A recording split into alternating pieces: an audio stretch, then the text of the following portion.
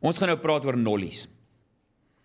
En dis nou nie as jy dink jy het COVID in jou neus loop nie. Hier 'n nollie is 'n skateboard nollie.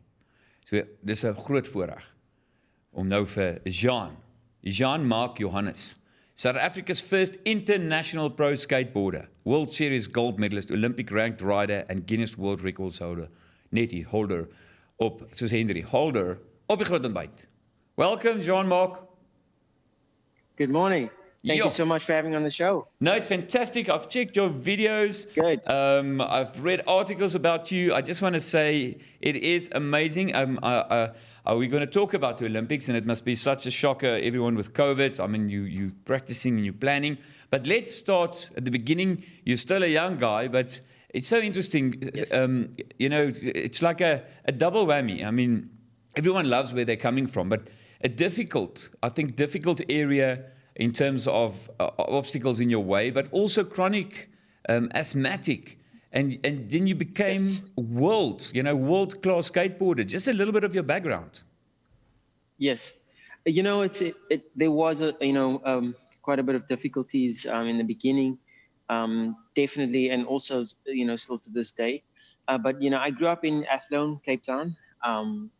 And, basically that's where I picked up skateboarding. There weren't any skate parks. There's still, no skate parks to this day in the area. And, I basically learned how to skate, in the streets of Athlone. And, I obviously grew up watching, Olympics. I grew up watching, all these professional skateboarders, my favorite skateboarders, obviously, pursue their dream and actually, really, really, I would say shock the world in terms of what they can do with their talent. And I always believe that, that's something I wanted to do, one day when I, got into skateboarding and, obviously took it to the next level. And when I got to the age of 11, about a year into skateboarding, I won my first pro contest, and it came as a big surprise to me. I think, as a young kid, I don't think anyone realizes what it means, but, even at the time, I knew that there was something, more to what I was doing than I previously thought.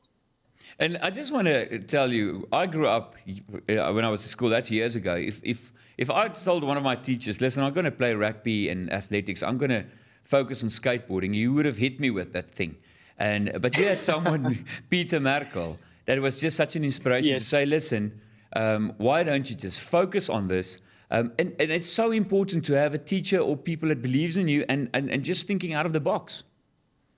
Definitely. I 100% agree with that. And, when I was in school, he knew as a sports teacher, as an individual, he knew that I was struggling. I couldn't make a single team in school. I struggled being, obviously being asthmatic, and he knew I would, there was something that I was interested in, something I was passionate about, and it wasn't, exactly what everyone else was doing. And he knew that regardless of what it was that I was passionate about, it was the passion that I had for something, that was going to keep me going, that was going to make me believe in myself, regardless of what sport it would be. And when he knew it was skateboarding, it was very different. And, it was something, he's never seen something, I think that, the kids at school never thought I would, pursue doing. But it definitely, it made me happy. It made me feel part of, sport. Although I didn't see skateboarding as a sport when I started, it definitely made me, gave me that ambition, that drive, to push myself. And then people don't know this. I was also a newcomer to the knowledge. That skateboarding is going to be the first time a sport at the Olympics, also making history. And was it we still don't know if it's going on or not. Even I think they're still struggling in Tokyo. But just that feeling to know you can represent South Africa on a skateboard. I mean, when you grew up, was that ever a dream? I mean, no one could even imagine it will become a sport.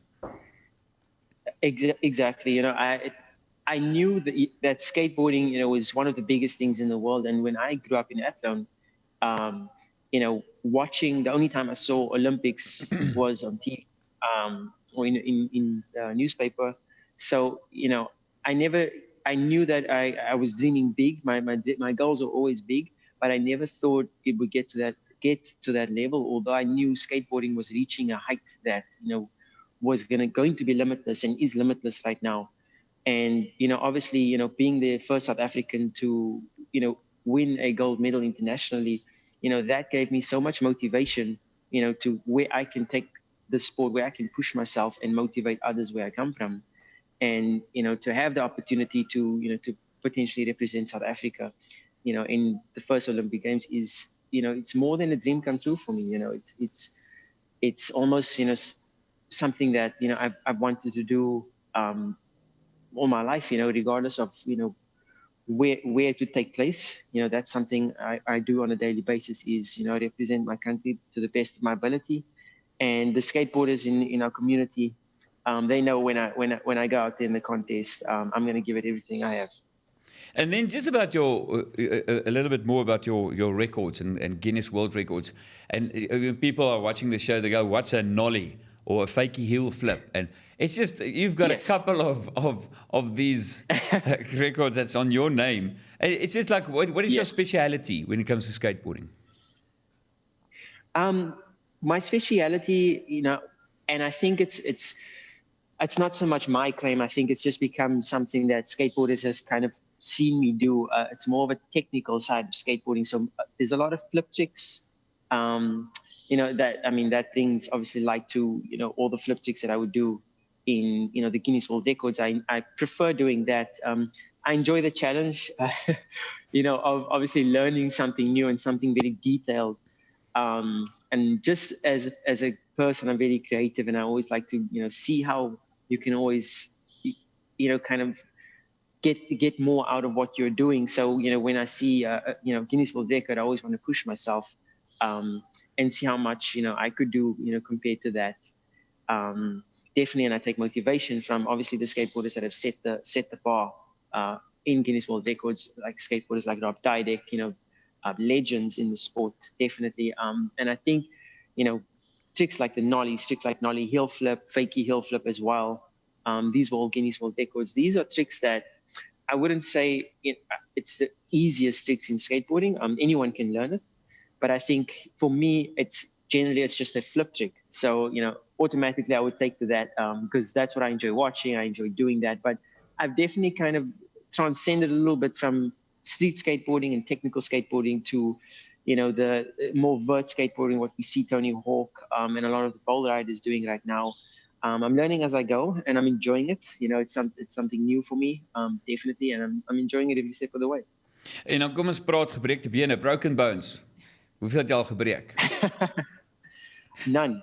No broken bones. Serious? Yeah, truly Serious. blessed. Hey, that's just amazing. Thank you. I think, one thing that I was told when I was younger, especially when I was, just coming out of the stages, out of hospital, with my condition, I had to do a lot of training.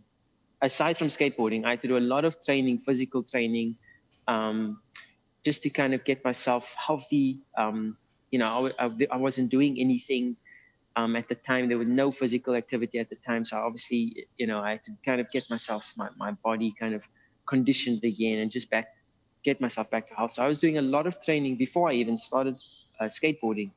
And to this day, and it's definitely, the words that was told to me by the, specialists in the field, that they said, long term, it will pay off. You might not see immediate results, but just know that, the work you're putting in, after hours, before you're doing your sport, it's going to pay off. And I can really thank them for, pushing me, to get to that next level physically. Now I feel much stronger and healthier on the board when I'm off the board and just carrying on day-to-day life, definitely.